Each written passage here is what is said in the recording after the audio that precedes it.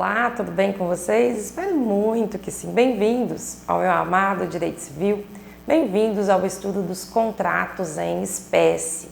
Lembrando que nós estamos estudando o contrato de compra e venda e nessas duas próximas aulas falaremos sobre as vendas especiais.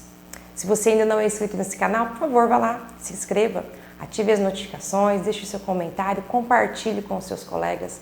Vamos fazer esse canal crescer ainda mais. Então vamos lá? Bom, nós vimos nas nossas últimas aulas acerca dos requisitos essenciais de um contrato de compra e venda. Falamos sobre os seus elementos, né? Não pode faltar no contrato de compra e venda o consentimento, o preço, a coisa. E falamos sobre os seus efeitos, efeitos esses principais e efeitos esses secundários. Agora, o Código Civil ele vai admitir que, apesar dos elementos obrigatórios, apesar dos elementos essenciais, se as partes assim quiserem, eles podem, então, essas partes elas podem inserir nesse contrato alguns efeitos especiais, que normalmente não haveria no contrato de forma geral. Então, a gente começa analisando as vendas especiais e depois vamos falar também das cláusulas especiais do contrato de compra e venda.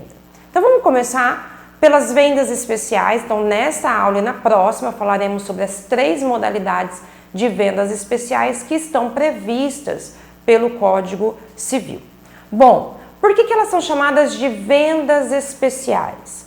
Porque elas acabam por obter um efeito um pouquinho diferente do contrato de compra e venda de forma genérica, de acordo com os requisitos gerais que nós estudamos. Existem algumas regras que são particulares, que são próprias dessas vendas, por isso então que elas são chamadas de vendas especiais. A gente vai ver que essas vendas elas são especiais, principalmente em relação à qualidade do objeto, aquilo que se está então alienando através do vendedor. São 3 as modalidades de vendas especiais. Nós temos a venda mediante amostra, temos a venda ad mensuram e a venda ad corpus. Todas elas previstas no Código Civil e eu vou apontar para vocês quais são os artigos em que se encontram essas vendas. Vale lembrar que quando a gente está na prática, né, no nosso dia a dia, quando a gente vai e começa a analisar especificamente um contrato de compra e venda, dificilmente nós vamos encontrar, por exemplo, as expressões venda ad mensuram ou venda ad corpus. Então, desde já, eu já pontuo com vocês o seguinte, que para saber se se trata de uma venda especial ou não, eu preciso então analisar as condições contratuais, as cláusulas específicas daquele contrato. Pode ser que não se trate ou não tenha lá especificamente, né, a expressão venda ad corpus e seja uma venda ad corpus. Pode ser que não tenha a expressão venda sobre amostra, mediante amostra, mas ainda ser uma venda mediante amostra. Então, o que vai determinar se é uma venda especial ou não é a própria convenção realizada entre as partes, especificamente com relação ao seu objeto. Então, por conter regras que são próprias, nós chamamos essas vendas de vendas especiais e elas produzem alguns efeitos que destoam lá do contrato de compra e venda de forma geral. Nessa aula, nós vamos estudar então a venda mediante amostra. Na nossa próxima aula, falaremos sobre a venda ad mensura e a venda ad corpus. Então, vamos começar com a venda mediante amostra. A venda mediante amostra, com relação aos sujeitos, ela não muda em nada, tá? Então, de um lado, nós teremos a figura do vendedor, que é aquele que tem a intenção de alienar o seu bem, e temos do outro lado o comprador, que, mediante contraprestação em dinheiro, tem a intenção de aumentar o seu patrimônio. Aqui continua valendo a regra de que o pagamento deve ser feito em dinheiro ou com títulos representativos do dinheiro, como cheque, promissória, por exemplo. Mas no momento da formação da obrigação, lembra da proposta e da aceitação, no momento da formação do contrato, a análise do objeto que está sendo alienado é uma análise que é feita mediante uma amostra, um protótipo ou um modelo. Então, quando o vendedor ele aparece para o comprador ou quando o comprador procura o vendedor, nesse instante em que eles começam a convencionar, em que eles começam a falar acerca da possibilidade da alienação do objeto, não é o próprio objeto que será então apresentado para o comprador, até para que o comprador então aceite ou não a realização da compra, do contrato de compra e venda. Na verdade, o que o vendedor apresenta para o comprador é um modelo, é um protótipo ou é uma amostra. Então não é o próprio carro, mas um modelo daquele carro, um protótipo daquele carro. Não é o perfume, mas sim uma amostra do perfume. Não é um batom, mas sim então um modelo do batom. Então não é, por exemplo, o próprio piso, mas um modelo do piso, um modelo da cor. Então, naquele instante da formação, o comprador ele confia que o objeto que está sendo mostrado pelo vendedor, ele será replicado exatamente como se apresenta o modelo, o protótipo ou a amostra quando do cumprimento do contrato, quando do cumprimento da obrigação. Então, é uma venda especial porque o comprador, no momento da formação do contrato, não está avaliando diretamente a própria coisa que será vendida, mas sim algo que represente, sendo de um tamanho menor ou sendo do mesmo tamanho, mas que não se trata exatamente da própria coisa,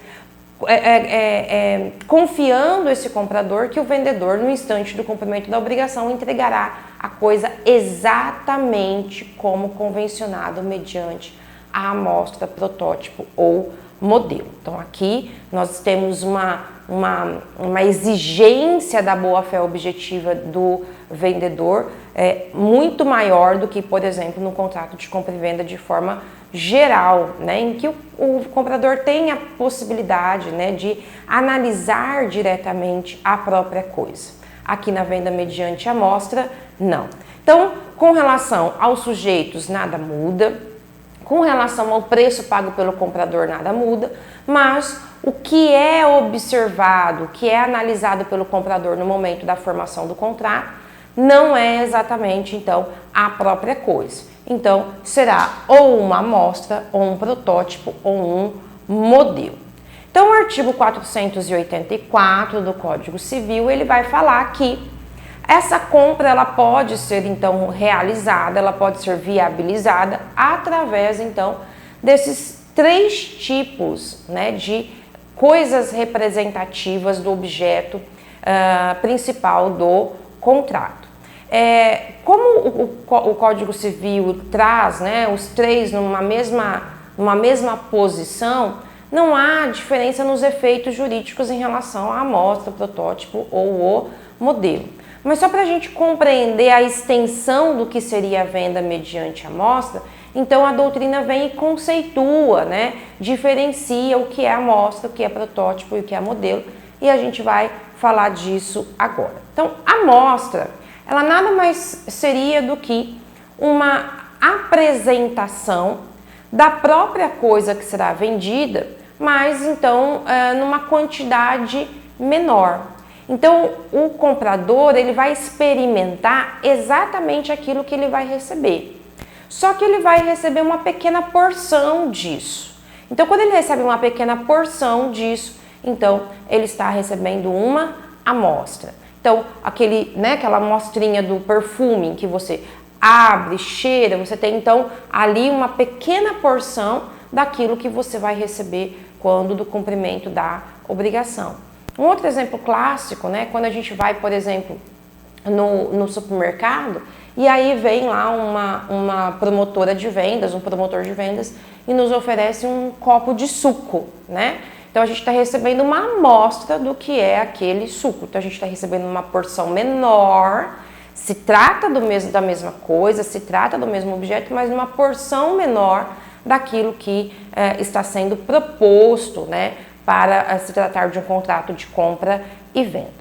Já o protótipo, ele nada mais é do que então um objeto que representa exatamente aquilo que eu estou adquirindo, mas não será aquilo que eu vou adquirir. Então, por exemplo, o carro do test drive, né? Ele é idêntico ao que eu vou receber, mas não é o que eu estou adquirindo. A máquina de lavar, né? É o que é o famoso mostruário que a gente chama, né? Então eu chego lá na loja, tá lá o produto no mostruário. Aquilo ali é um protótipo do que eu estou adquirindo, porque na verdade ele é exatamente o que eu estou adquirindo, mas não é o próprio objeto, a própria coisa que será entregue, a não ser que eu assim determine e convencione, né, com o fornecedor.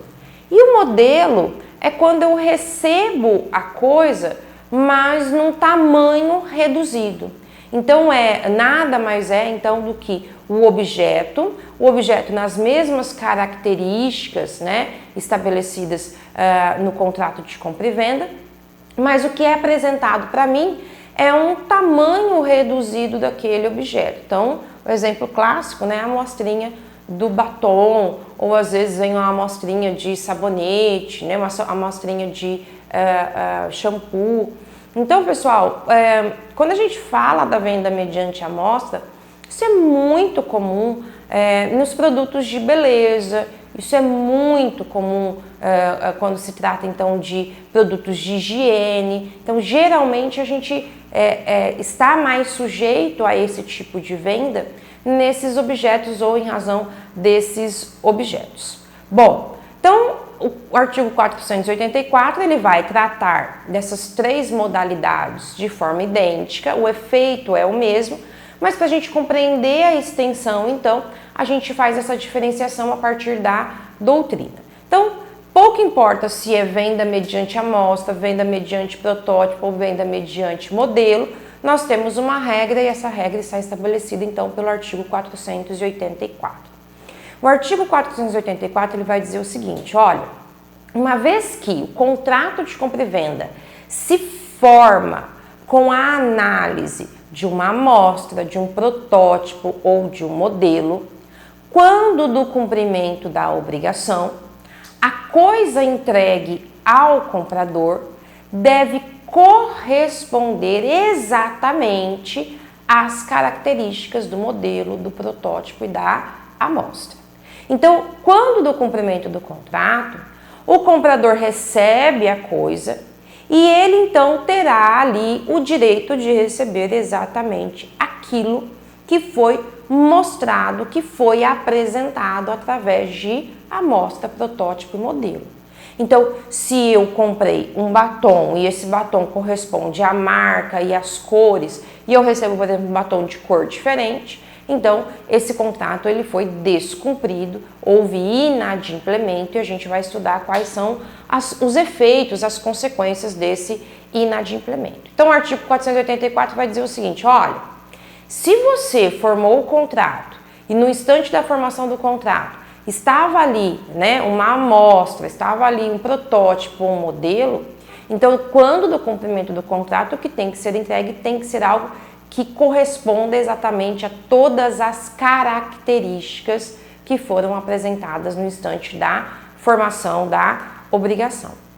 Rosenwald ele vai dizer o seguinte, que isso configura ou é denominado de princípio da simetria adequada. Então a coisa entregue ela tem que guardar uma simetria exata com aquilo que foi apresentado mediante modelo, protótipo ou amostra. Bom, o que o parágrafo único vai dizer? Ele vai dizer assim, porque você pode estar falando assim, professora, mas como é que eu provo que o que foi apresentado para mim mediante amostra, mediante modelo, mediante protótipo, ou está diferente do que foi entregue? Então o parágrafo único ele vai dizer o seguinte, para evitar qualquer problema, se o que foi apresentado para você no momento da formação do contrato se trata de amostra, ou protótipo, ou modelo, seria importante que no próprio contrato vocês façam constar quais são as características que foram apresentadas pela amostra, pelo protótipo, pelo modelo. Então, se eu estou comprando o batom da marca tal, de tantos gramas, de tal cor, e eu adquiri e tomei essa decisão mediante, então, a um modelo, então eu tenho que fazer constar no contrato que eu estou adquirindo batom da marca tal, de tal cor, de tantos gramas. Por quê? Porque se eu não consto isso no contrato, pode ser que o que me será entregue seja algo diferente do modelo. Como é que eu vou provar que eu tomei a minha decisão com base no modelo e recebi coisa diferente?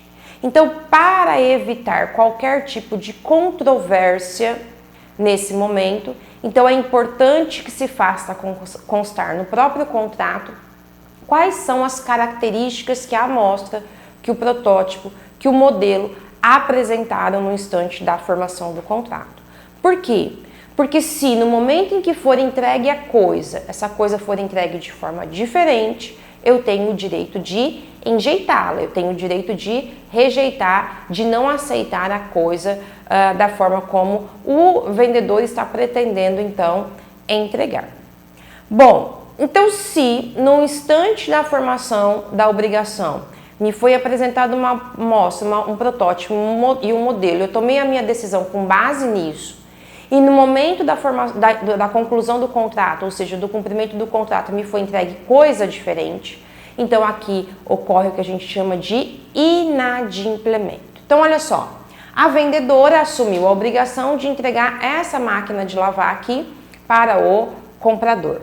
No momento da formação, ela apresentou esse modelo. Olha, você vai receber então algo, uma coisa, um objeto idêntico. Então, isso aqui é um protótipo. Ó, eu estou te apresentando o que você vai receber. Será outro objeto, mas nas mesmas características, no mesmo modelo, na mesma cor. Aí chega no momento da execução do contrato, e nesse momento de execução do contrato, a vendedora vem e entrega algo diferente daquilo que ficou convencionado lá na formação. Nesse instante, nós temos então o inadimplemento da obrigação. Por isso que é importante que lá no momento da formação, quando ela estava apresentando esse objeto aqui, é importante fazer constar no contrato que marca é, que modelo é, que característica que é, que cor que é, tudo que esteja sendo apresentado através do protótipo. Porque se ela vem e entrega coisa diferente, então há o inadimplemento e o comprador ele tem o direito de não receber, de não aceitar a coisa. E o artigo 484 ele vai dizer o seguinte, que quando o vendedor vir para cumprir a obrigação e o comprador perceber que é algo diferente, ele tem que imediatamente enjeitar a coisa. Então, no instante em que a coisa é entregue, ele tem que imediatamente ali rejeitar, imediatamente contestar e não receber. Porque se ele receber, de acordo com o Código Civil, ele terá tido ali uma aceitação de algo diferente. Ele terá aceito algo diferente mesmo sendo uma coisa que foi convencionada de outro modelo, de outra marca ou de outra cor. Então o Código Civil diz assim, olha, se o vendedor entrega algo que não corresponda à amostra, o protótipo, o modelo, o vendedor no instante dessa entrega tem o direito de enjeitar a coisa. Não quero de forma alguma essa coisa. Se ele já havia pago por ela, ele terá direito de propor uma ação para ter a restituição do valor que foi pago. Se ele não tinha pago ainda, tem por resolvida a obrigação. Ele simplesmente não, é como se aquela obrigação nunca tivesse sido assumida, é como se aquele contrato nunca tivesse sido assumido, extinto está o contrato sem qualquer consequência para o comprador. Mas isso tem que acontecer de forma imediata. Agora, eu estou contando aqui, né, um exemplo, ou dando um exemplo, percebam que eu coloquei ali uma pessoa natural, uma pessoa física, justamente para tentar destoar esse contrato de compra e venda lá da relação de consumo. Por quê? A gente sabe que quando há compra e venda dentro de uma relação de consumo, nós temos regras especiais estabelecidas pelo Código de Defesa do Consumidor.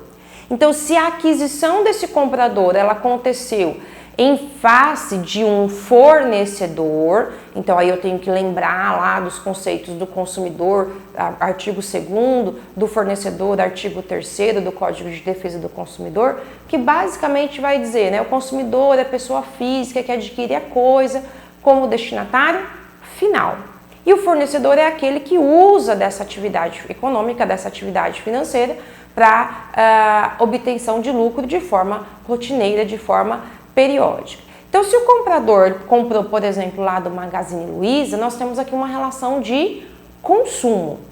As vendas, através, né, na relação de consumo, elas são muito comuns, né, mediante amostra, mediante modelo, mediante protótipo. E se o consumidor receber algo diferente daquilo que foi convencionado, também há inadimplemento da obrigação. A diferença é a seguinte, é que aqui, pelo consumidor ele ser parte hipossuficiente da relação obrigacional, quer dizer, a parte mais fraca dessa relação obrigacional, ele não precisa imediatamente enjeitar a coisa, no instante da entrega. Ele tem até 7 dias para exercer o seu direito de devolver a coisa ou não. Então ele tem até 7 dias para verificar se realmente a coisa corresponde ao modelo, à amostra ou protótipo. Tudo bem?